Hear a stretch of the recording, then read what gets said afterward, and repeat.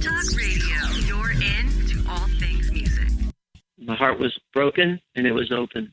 My sister Mary Ellen, she then took me and my little sister to church. I heard a minister share the gospel and invited me to give my heart to the Lord, and I did. And an interesting thing happened. There was no bolts of lightning, no thunder, but all of a sudden I felt this weight lift from my shoulders, like there was a lifting of guilt or shame or whatever you call it. All of a sudden, I felt this joy in my heart, and I went home, I had my turntable, and I put my Blind Faith album on, and I listened to In the Presence of the Lord over and over and over again.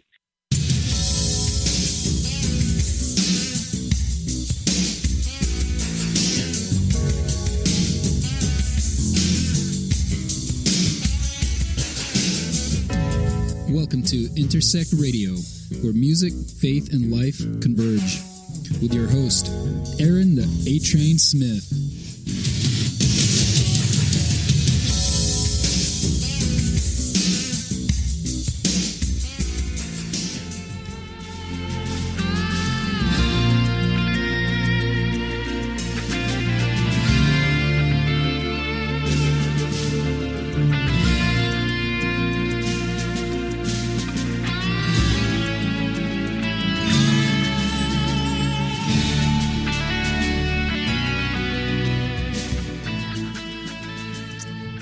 Welcome, everyone, to Intersect Radio.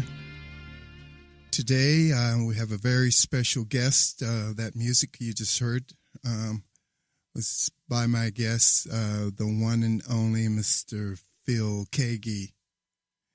He's here in Nashville, and we tried to get him over to the studio today, but we both got stuff happening. And we just couldn't do it. So we're on the phone. He's about an hour you're about 40 minutes from here, from where I live. And it's good to have you on the phone with me. And I'm glad that we could at least do it this way. So welcome Phil Keaggy to Intersect Radio. Thank you. And thank you. Thank you. Thank you for taking the time today to be with us. What have you been up to today? Well, I've been in the studio working on some parts for a new album that I'm almost done with Jeff Johnson.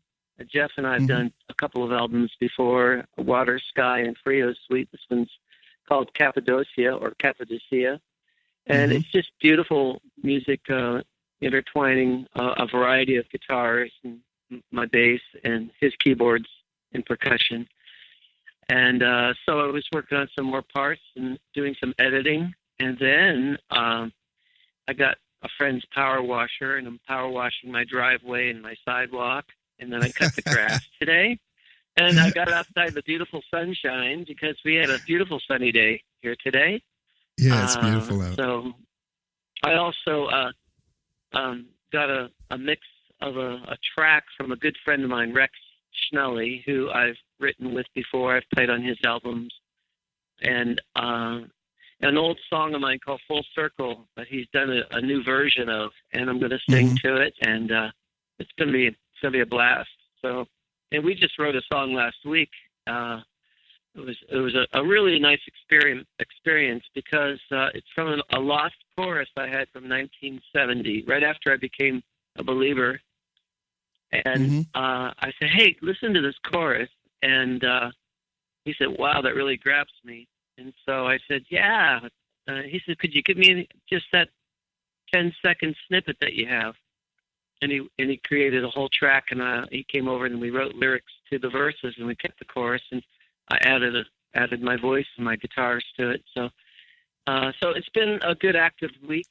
So, and also I'm working on I just finished up a new album with two great musicians, Tony Levin and Jerry Murata.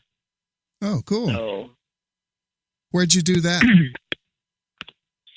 We recorded the tracks up at Woodstock, New York, a number of years ago, and then I finished all the guitar parts. We kind of had it on the back burner in the shelf for quite a long time, and then our executive producer came down from New York, and I did my guitar parts here and finished up the leads and did some editing, and it just turned out really good. So it's just fun, and it's got a lot of grooves and a lot of surprises. I think guitar players and drummers and bass players are going to just really dig it because it's just the three of us, you know.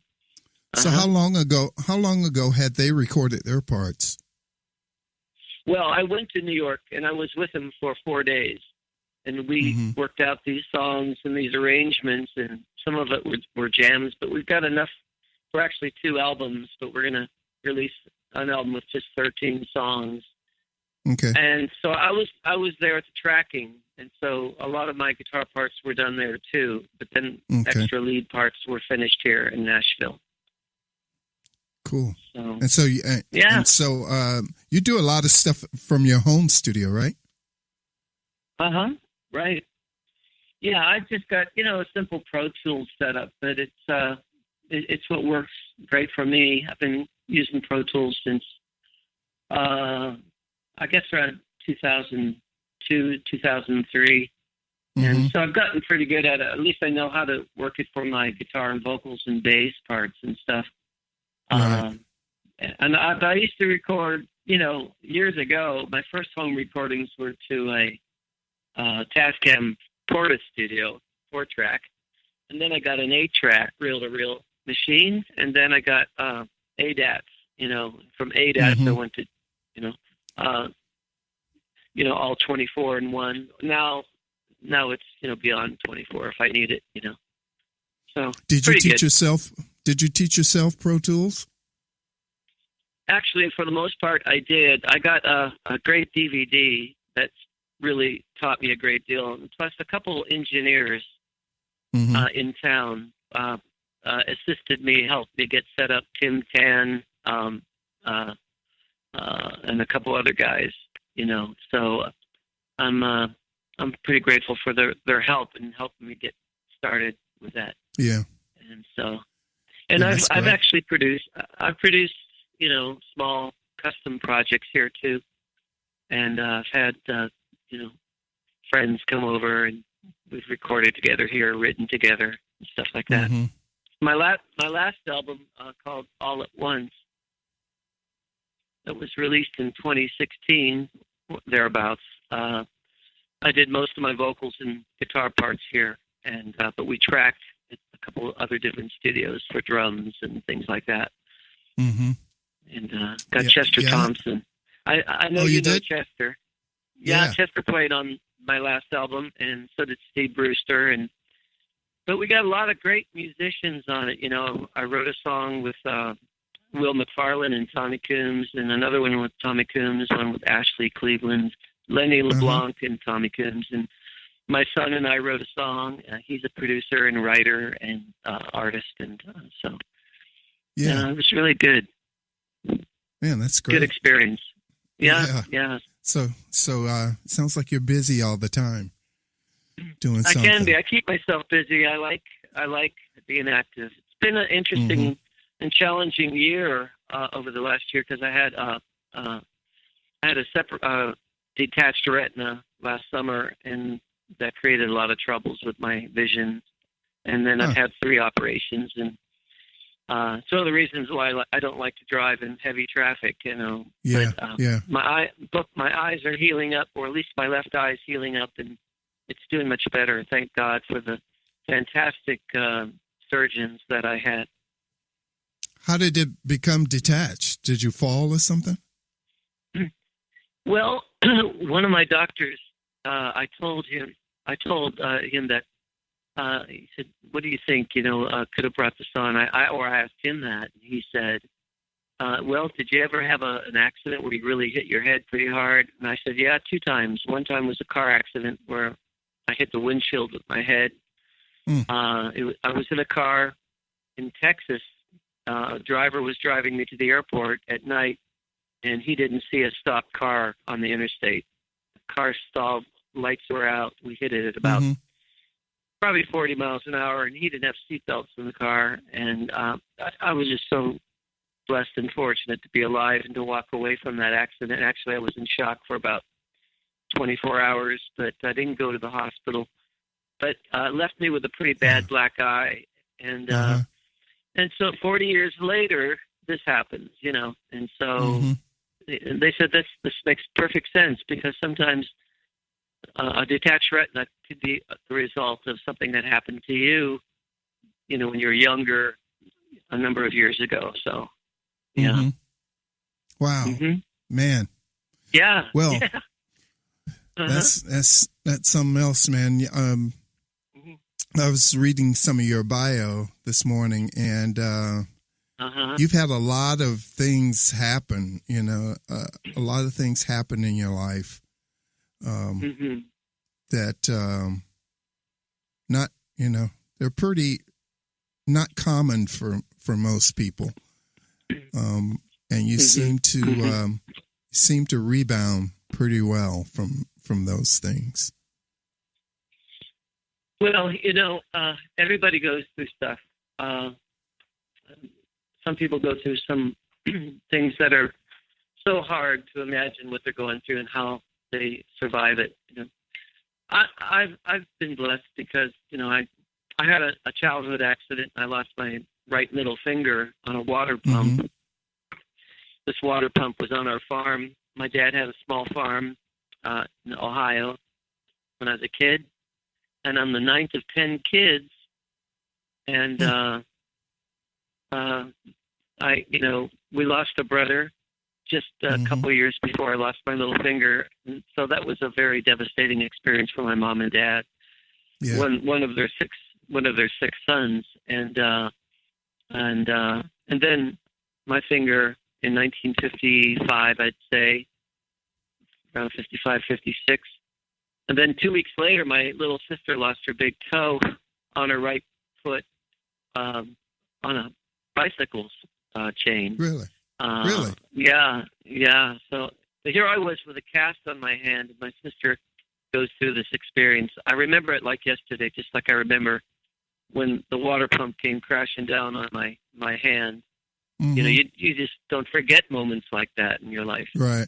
And then of course, as a youngster, I really was so taken by music, and I loved music. I loved rockabilly. I loved, you know, Elvis and Everly Brothers, and I loved all kinds of music. I loved soul music. I loved classical music. I just loved all kinds of music, and so that kept me quite occupied, you know, as a kid. And then at 10 years old, I got my first guitar. My dad brought home a Sears Silvertone, and that was my gift for my 10th birthday. And then my brother Dave taught me some chords, because he knew how to play guitar a bit, enough to sing songs. And by the time I was 13, I got my first band, and it was sweet from that point on. It was just music all my life, you know. Wow. But you said in your bio that you really wanted a drum set. Yeah, it's true. Yeah, I was into I was into Sandy Nelson, Cozy Cole. I was into I loved drum solos. I loved watching drummers solo, and but I loved the beats, and I was always getting in trouble in school, banging on my desk.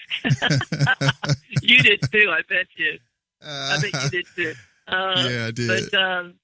But I got the guitar, and I think my dad really wanted to see me play guitar because his dad had a Martin and played guitar. He had an acoustic guitar.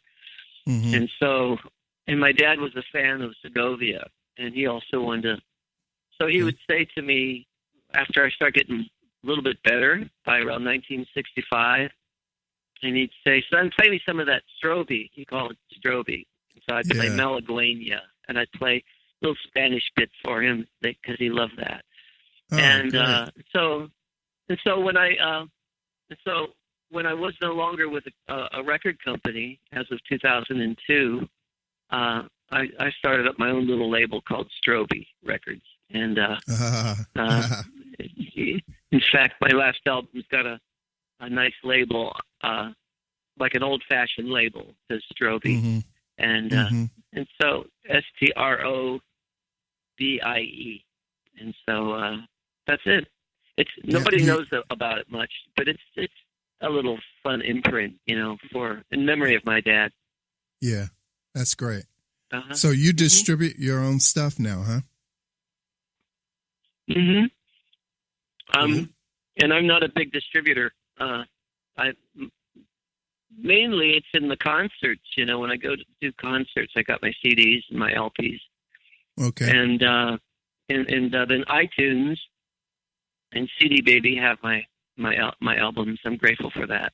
Very grateful. Yeah. So you said you started doing your bands when you were 13 years old. Yeah, we were called the Ketones. The Ketones. We were just a little three-piece band, me and two buddies, and we got pretty good for our age. We entered a battle of the bands. They used to do that kind of thing back in those days, battle of the bands. Yeah. And we came in first place. Surprised me.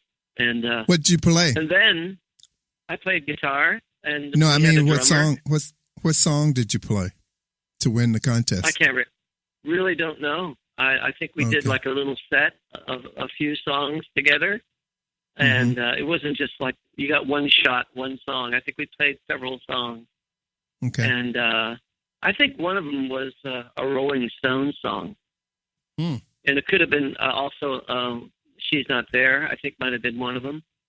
Okay. But which was a zombie song.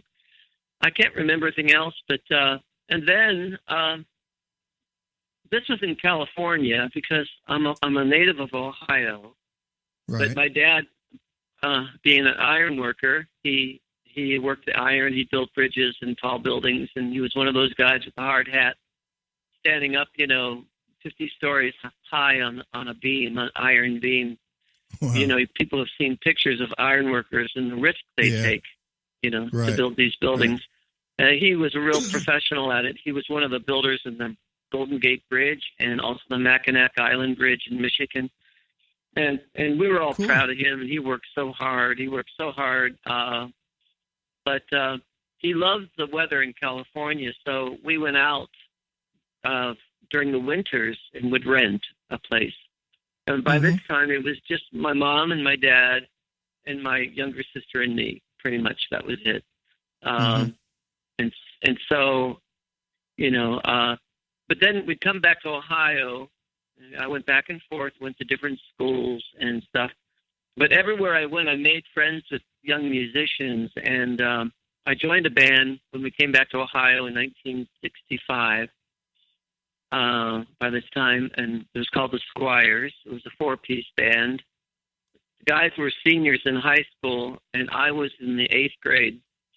And believe it or not, I was playing in Italian American Vets Club. I was playing in bars, and you'd say, how in the world did your parents let you do that? Yeah, but how in the world did your parents let you do that? Well, those were different times, The thing is, those guys watched over me like 3 big brothers. They really did. Jim and Al and Bob, the Squires. I'm surprised they even let you in the club. Yeah, I'm surprised too. In fact, I don't know how that happened. I think there may have been some clubs where they wouldn't let me in. But I remember playing Mickey's Bar and the Freak Out and these places in Youngstown, Ohio, Lake Milton and places like that. But we were together for a while. We actually made a 45 record, and we were on the radio. And then I left that band to join some high school buddies.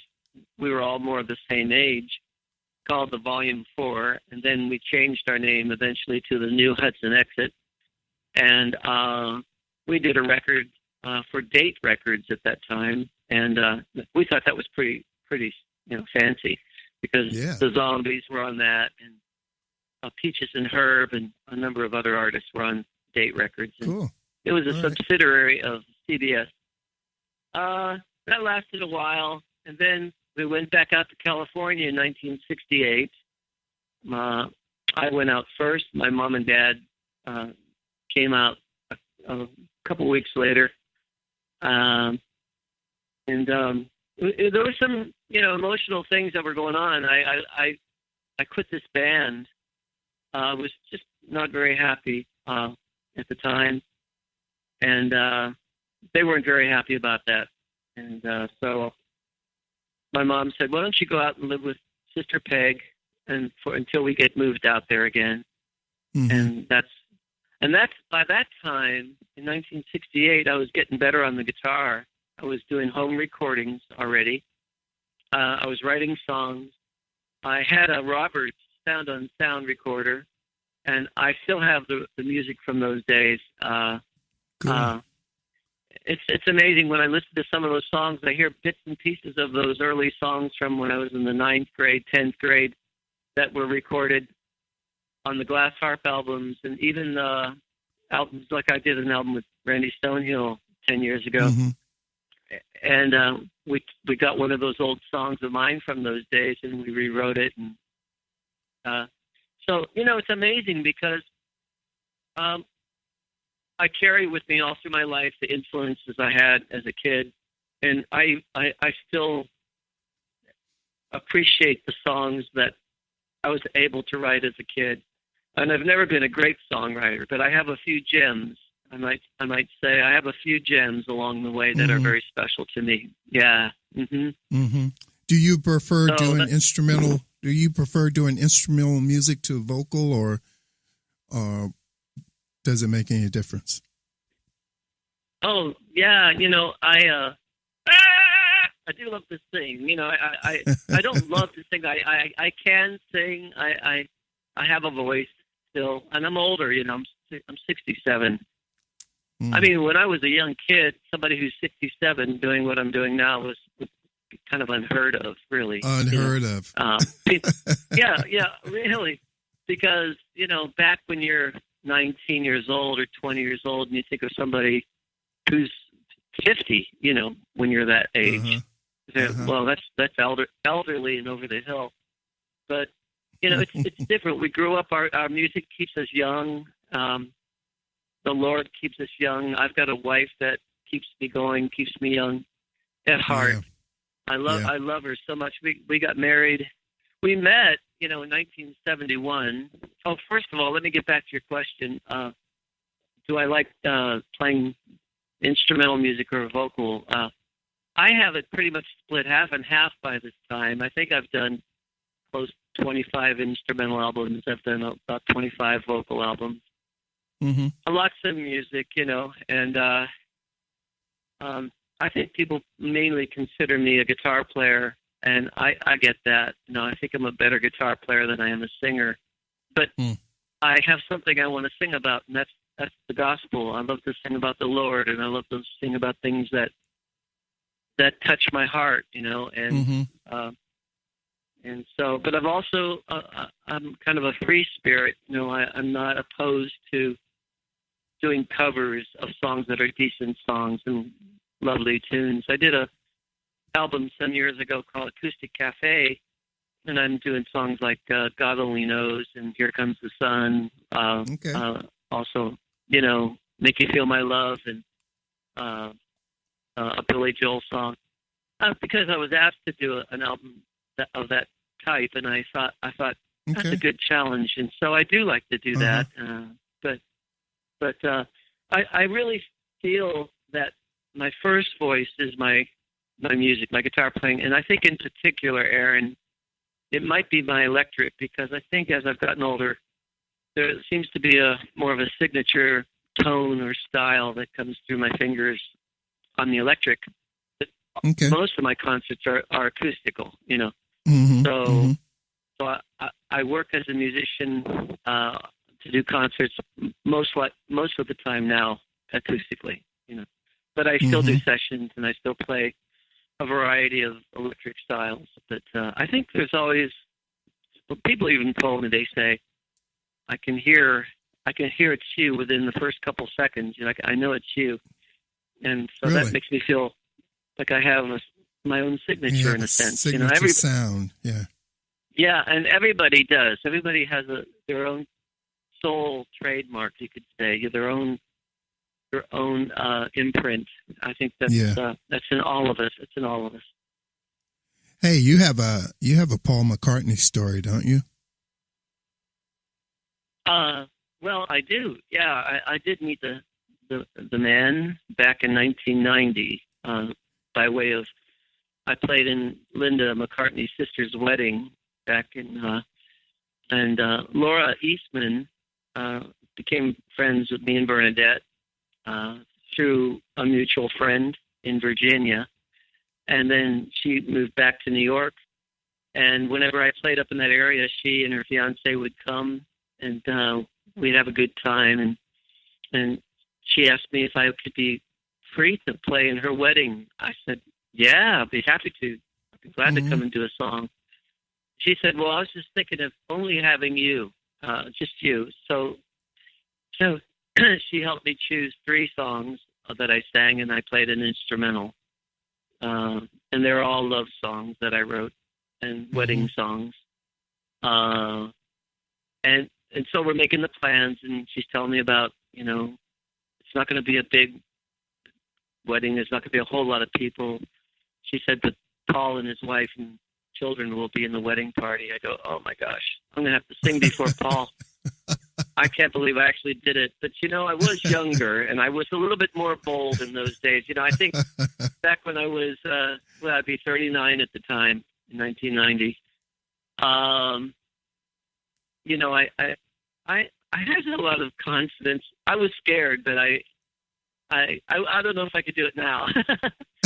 But he was really, yes, you could. You know, we met. I told him how much I appreciated his music and influence over the years since I was a kid, you know, and I saw him on the Ed Sullivan Show. I didn't say that, but ever since that, you know, and he was really friendly. So was Linda. They were both very charming people. And we had dinner the night before, and he said stuff to me like, "No, tomorrow, just have fun with it and be a good voice." You know, and that's what he said. That's what he told me. And so I did. I tried to have fun with it. And when I was singing, I was looking at my wife, or I was looking at the bride and groom. But there is a picture of him standing there while I'm singing, and he's the only one of the groomsmen that's leaning forward because he's really listening. He was, and then we got to play guitars after the wedding. Oh, you did? You got to jam with him? Yeah, like 20 minutes sitting up in one of the rooms in his brother-in-law's house in the Hamptons of, you know, New York. And they're all his tunes. You know, I'd say, I know this one, and I know this one, and we'd play a bit of it. And I was singing his song, one of them called Put It There. I remember that from the Flowers in the Dirt album. And I said, Paul, why don't you sing along with me?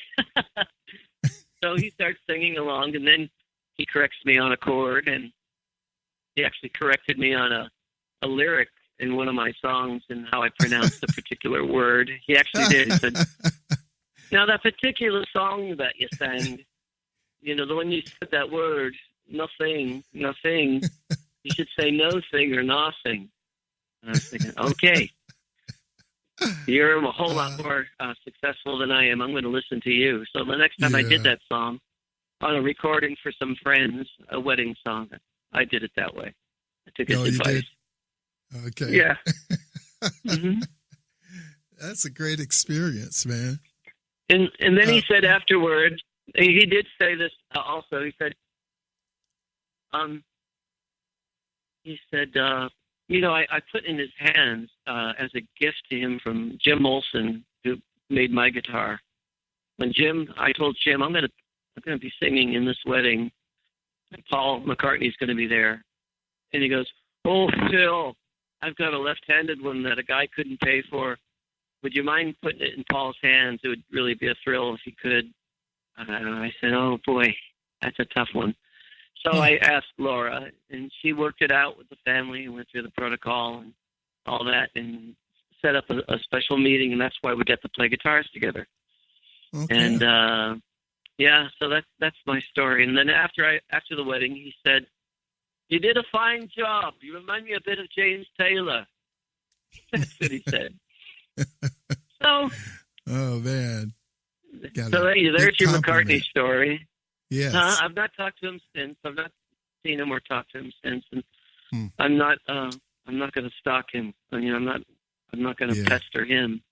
He's got enough people doing that. So, but he was really friendly. I liked him a lot. Well, tell me something. When did you become a believer, and what were the circumstances around that? Okay. Well, I was with my band, Glass Harp. We started in August '68, and we ended up being a 3-piece group and kind of a jam band. And we went through a couple bass players. They were both very talented men, young guys, I should say.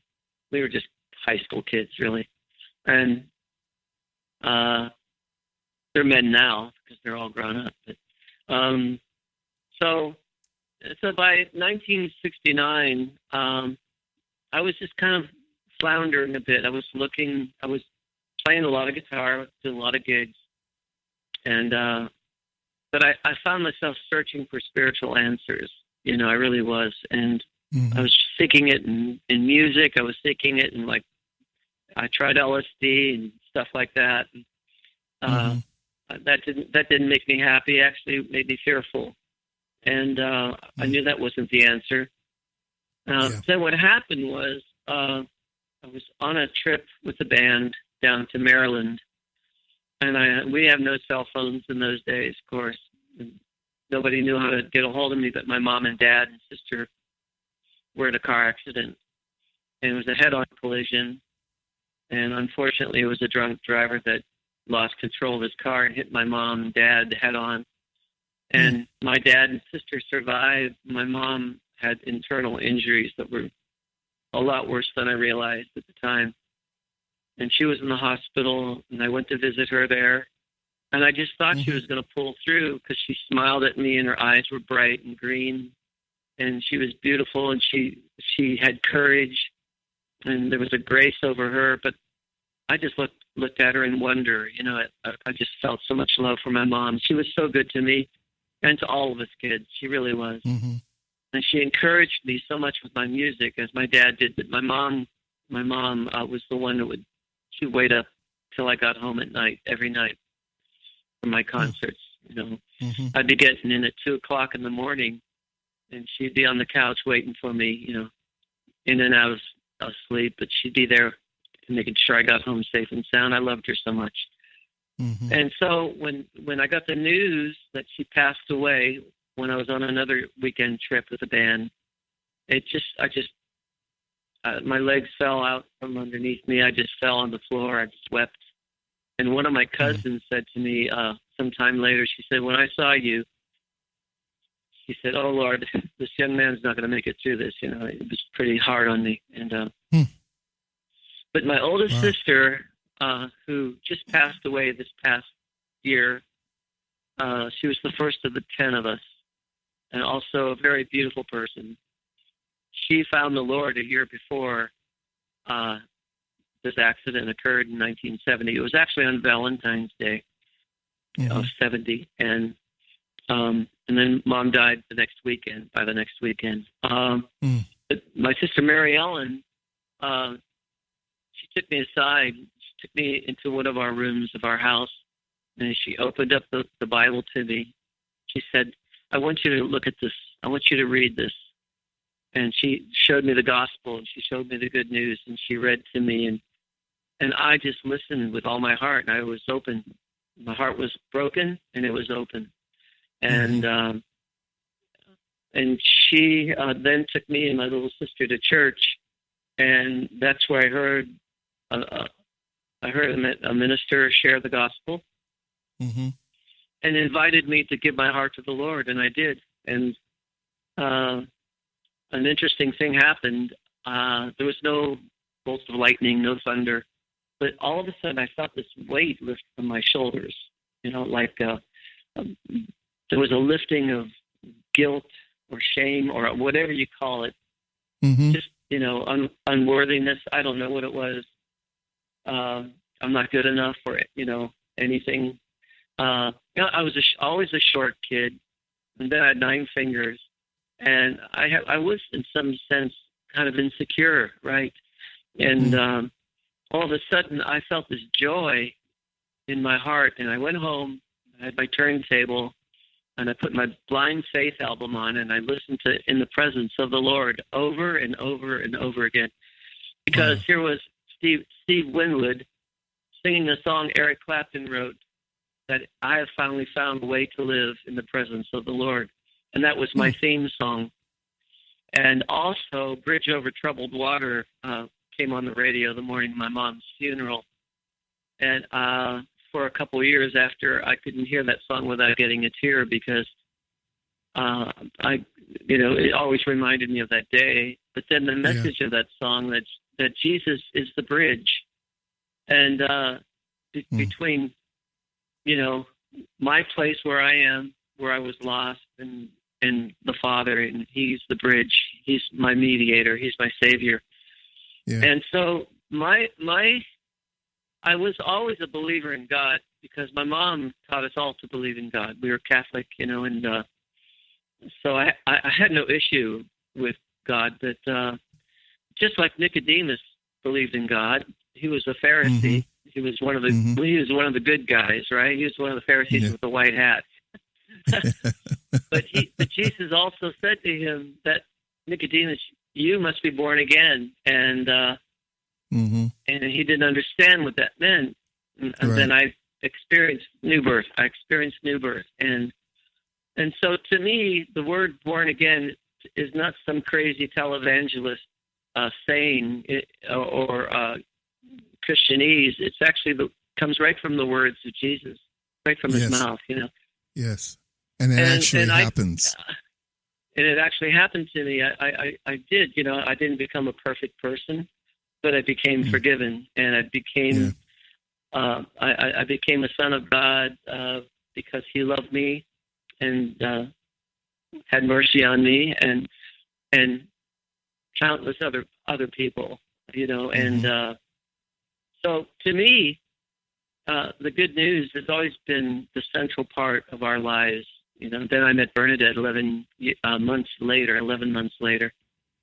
and I led her to the Lord, and we began to date, and at a gig, glass harp gig at a club. I was of age by that time. Well, I was 19, and she wasn't of age. Barely. She was getting in. She got in with her sister's ID, but she loved the band, and so she and her friend would come, and they'd sit on the floor, because back in those days, people sat on the floor, and listened to the bands. And so, that's the kind of music we did, the kind of music you just listen and dig what's going on. And I saw her on a Monday night in January '71, and she left before we were done. And then we played again the next Monday night, and I was determined to meet her. And they left before we took a break, And then the third Monday of that month that we played at this club in Akron, Ohio, which is where she's from, I called the break before they left. I said, "Okay, we're going to take a break now." And I went out and I crawled over the people. I went over to her. She's sitting on the floor. And I said, "Hey, would you like a cough drop? I've got a cough drop here." And it was one of those Pine Brothers soft cough drops, honey. And she declined. But I sat down on the floor and I told her my story. I told her what happened to me that year. Okay. And she listened. She didn't go, "Hey, I don't want to talk about religion. I came here to have a good time." She was really open.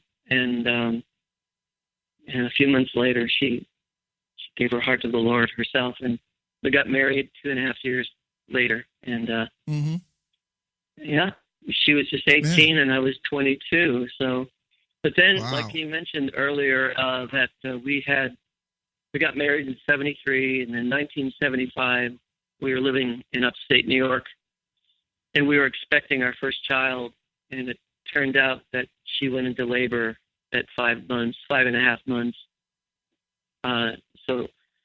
And we were just frightened. We were young people, very frightened. We didn't know what was going to happen. We went to the local county hospital, and they wouldn't let me in, of course, but in those days. But she she was carrying triplets, and really? Yeah.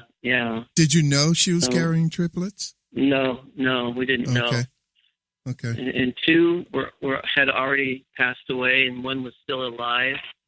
And they didn't let me see those babies, but they put them on her tummy, and she told me how perfectly formed they were, but their lungs weren't developed yet.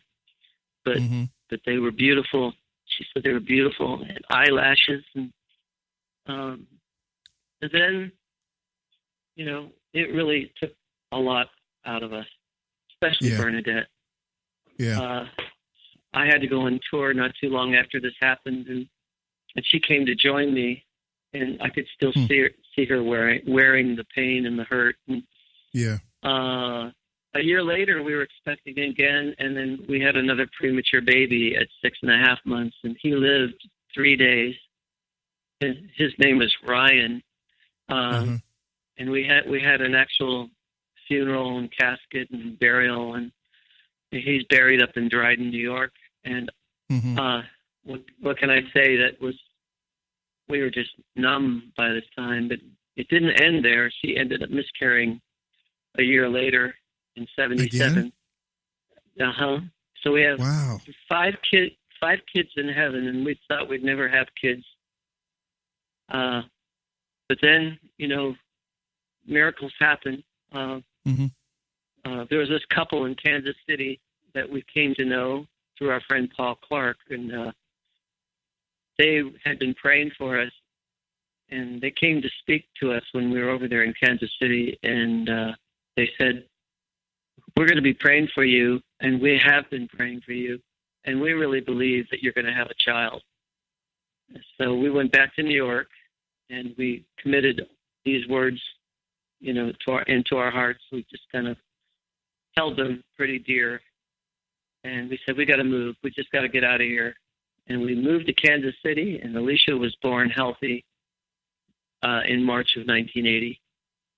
And then Olivia was born. Yeah, she was born 4 years later on Valentine's Day. And so Olivia was born on Valentine's Day, our second daughter.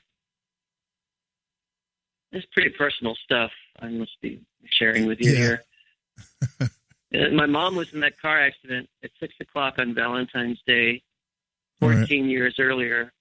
And so at 6 o'clock on Valentine's Day, Olivia was born 14 years after that accident, to the day and out and to the hour.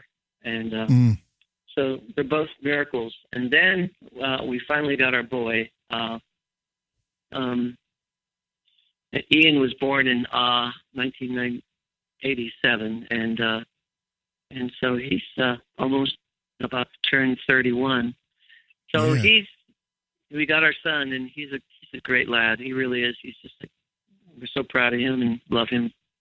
The girls, we're all very close. We're all very close. I remember him just a little bit. When I first came to Nashville, I was staying with Jan and Maggie most of the time. And I remember your son. Yeah, I remember your son a little, seeing him. But he's a grown up now, eh? And he's a musician too, right?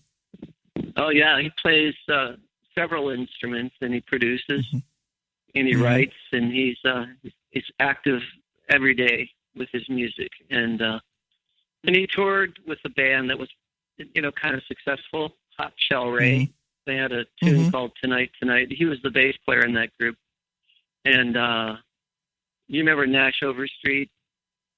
Paul Overstreet's son. He was in a band with Paul Overstreet's son. Okay. And yeah, he lives very close to us, and we see each other all the time. In fact, cool. on my album, All at Once, the last album I put out, he mixed 5 of the songs. He's so good, and we co-wrote a song on that together, and it's just us, And so, with Steve Brewster on the drums, and so pretty proud of him. Yeah. And our daughter Olivia is getting married next month, and we're excited about that. Congratulations. Yeah, thank you. Finally. Yeah. So how did you come to Nashville from New York? What was the draw? Well, actually, we were in New York, 74. We moved to New York. 79, moved to Kansas City. Kansas City, right. 83, 83, moved to California. I had a band out there and management, and my record company was out there, and was out there 6 years. And then in 89, we moved to Nashville, and we've been here over 28 years now. And we love it. It's been our home. It's where we raised our kids for the most part. And it's so. And why Phil Nashville? Madeira, he's been. Why Nashville? Because Phil Madeira wrote us a letter when we were out in California. He says, "You've got to come and visit Nashville. I think you'll like it here." So Phil Madeira had a lot to do with it. Cool. And so I was actually doing a rehearsal with a group of musicians like Joe English and Phil Madeira, John Schreiner, Rick Kua, Margaret Becker. Who else was in that band? And we did this Compassion All-Star Band, they called it. And we did a couple shows and festivals. And so I came back here to rehearse. And I got a chance to see a bit of Nashville, and I called Bernadette and I said, "Honey, let's go on our anniversary. Let's go back to Nashville and just kind of look around." And some friends of ours had already moved here. My friend Lynn Nichols was here. Phil Madeira was here. Peter York was here. And these were all musicians I had toured with in the past. But it wasn't the music industry that brought me here. It wasn't. It was friends, and it was the topography and the seasons. We missed the seasons, and we love it, And it's been a good place to be. Man, so you've been here a long time. Yeah, I followed the Sacramento gang to Nashville. Jimmy Abegg and Charlie Peacock, right? Charlie, and yeah, Jan. because you were in 77. That's correct. Wasn't that your band? Yeah, that's right. Yeah. And Mike Rowe, you worked with him too, didn't you? For about 10 years. Yeah. Yeah. Mike Rowe there's a guy that I think should have been a star. He was so good. Yeah. And Mike is taking care of his dad these days. He's a great son. He's kind of like put things on the back burner for a while, and he's hanging out with his dad. And because we've been trying to get him to move to Nashville for years, and he just won't do it. Well, he's got his reasons, and they're probably good reasons for him. Yeah. But if you speak to him, please give him our love and tell him I have real deep respect for him. And I will. My friend Paul Clark had mentioned earlier. He was his mother's caregiver throughout the whole last year of her life, and he just watched over her, took care of her, bathed her, fed her, and she lived to be like 95 or something like that, 94. And I said, Paul, you'll probably live to be a very old man, because there's a promise in the Bible that says if you honor your father and mother, you'll be blessed with a long life. Very long. Yeah. Yeah. Yeah. And, Yeah. man, that's great. That's Mhm. it is. We are living in that moment in our lives now where a lot of us are taking care of our parents. You know, Mhm. being Yeah. called to that, called back home Mhm. to take care of them, and it's wonderful how that works. You know, because they took so much care in raising us, and when we were helpless, you know, and young, and Yeah. to get to take care of them now when they're helpless, you know, and protect them and care for them, you know, it's a great circle there, you know. Yeah. Great circle there. Yeah. And I have I the completely- utmost respect for people who do that, you know, who take care of their parents, you know, and really honor them, you know. I agree. So- I agree. Yeah. But you know, So we're about to. I was so young. I was so young when I lost my mom. I would have loved to have grown to really know her, but I came to know Bernadette's mom, who became like a mom to me. You know, truly. And of course, both our parents have passed. But you know, we also care for our friends who are widows or widowers, and that's also a ministry that's important. It's a service of love. Yeah. Okay, I know you were about to say something. Yeah, I was gonna. We're almost at the end of our hour here, so I wanted you to let people know where you'll be performing in the near future. Well, let's see. I think. Well, I know I'm going to be in Wisconsin at Cup of Joy this Saturday in Green Bay, Wisconsin. I'll be in Bluffton, South Carolina, I think, in the future. Athens, Georgia, I think, or Athens, Tennessee. Is there an Athens, Tennessee? I don't have my calendar in front There of me. could be. There's a Paris, Tennessee, so maybe there's an Athens, too. Yeah. Well, I don't have a whole lot of dates booked. It's been a little bit sparse this year so far. But if you'd like to listen to my music, please go to iTunes and check out the new album All at Once. It's an electric album. Or if you like acoustic instrumental music, I've got some of that too. And be sure to keep an ear open for the new album with Tony Levin and Jerry Murata. Thinking about calling it the bucket list, but we may not. The bucket list. You have any idea when that'll be released? Well, as soon as we can get it rolling, you know, financially, they're thinking about some sort of a Kickstarter thing. The album is recorded. We just need to pay for our mixing engineer. Right.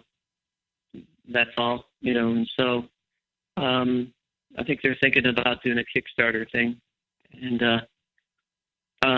then Jeff Johnson and our new album is coming to finish very soon. It's just beautiful stuff. Some really unusual music on there.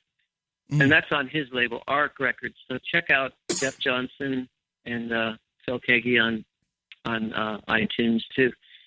So there you have it. And then we're going to be marching forward, you know, and just trying to do God's work, you know, and love people. Yeah. Try to learn to love people well and keep making music and bringing some hope in the world. You know, that's what we want to do. Cool, man. Well, I'm glad you took the time today to be on the program, and I thank you for those great stories, man. I mean, you've had a great life, welcome. And I have. Yeah, I really appreciate it when people, you know, they come on and they're real and down to earth. And most people I've had on the show are like that. So it's good to continue that, you know.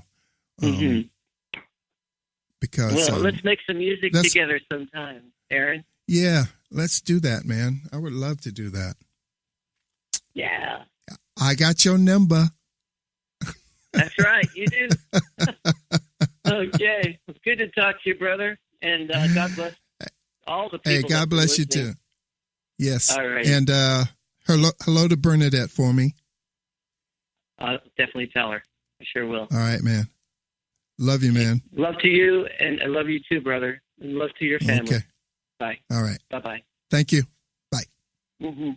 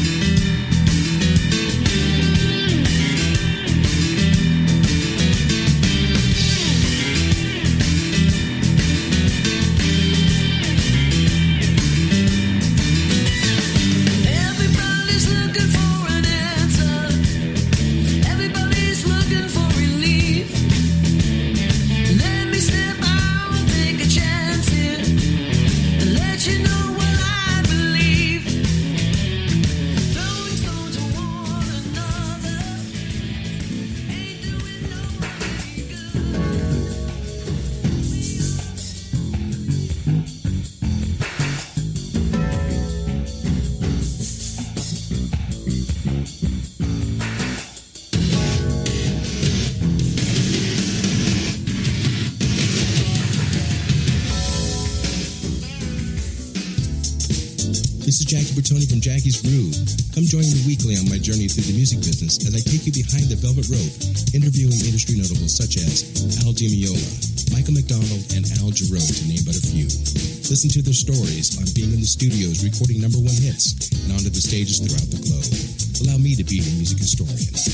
You can hear me live every Monday at 2 p.m. and every Wednesday at 12 noon Pacific Standard Time or 24/7 on jackiesgroove.com. Ready to get your groove on? Hi, this is Tim Dolbear from Eclectica Studios. I'm a full-time mixing and recording engineer. I work with Grammy winners, labels, and indie artists, using state-of-the-art digital mixing and restoration tools and the very best in analog gear.